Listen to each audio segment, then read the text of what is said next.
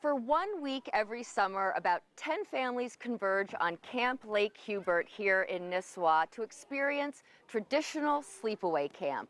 There are all kinds of activities you're encouraged to do. There's just one thing you're discouraged from doing, and that's this.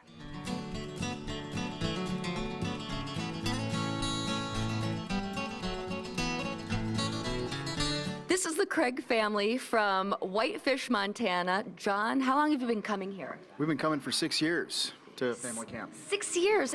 Amy, is this something that you can't get in Montana?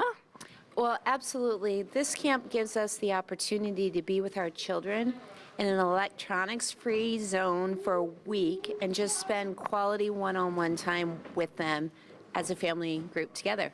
Camp Lake Hubert has been around since 1927, and Rosko, you're a third-generation camp director. What's the idea behind family camp, which has been around since the 70s? You know, when families are at home, there's a lot of distractions going on. I mean, people have very busy schedules.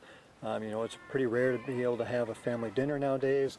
Is there some comfort for campers in the knowledge that as the outside world changes, this place, it basically is like how they remember it?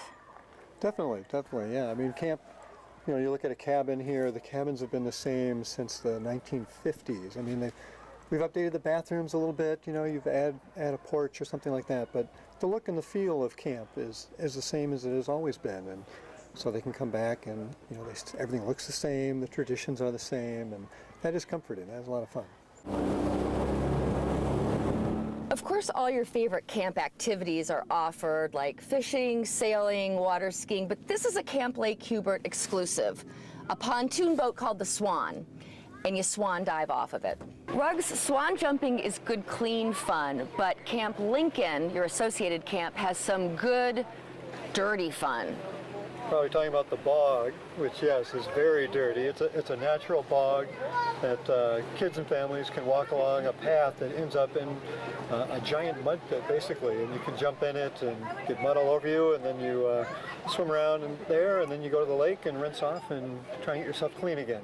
Well, we've seen some cabins, but nothing like this. This is Grandview Lodge. It's on the National Register of Historic Places, and Mark Runai, it is an example, a prime example of classic Northwoods architecture. What makes it that? It's the log structure. It's all logs. The original structure is all logs, built-in-place rafters. And the stone fireplace in the lobby is amazing. The kids used to arrive by train. When the camp started, it was all train. The kids would spend 4 to 6 weeks at camp, and the moms would spend 6 weeks here at Grandview. And the dads who were spending time at home, spending the summer at home, would come up and spend a couple of weeks, and then they would all go home on the train together. So a lot of our early guests came from Dallas, Houston, they came from St. Louis, a big contingency from Kansas City. So before the advent of air conditioning, this was a much better place to be. The Koch family has owned Grandview since the mid-1930s. Now that is unheard of. And so they're in their 4th generation of ownership now. And they plan to own it for a couple more generations. That is not just rare, it's the complete exception. A resort owned by the same family for generations is pretty unusual, but it is one of the reasons we Minnesotans keep coming up to the lake every summer.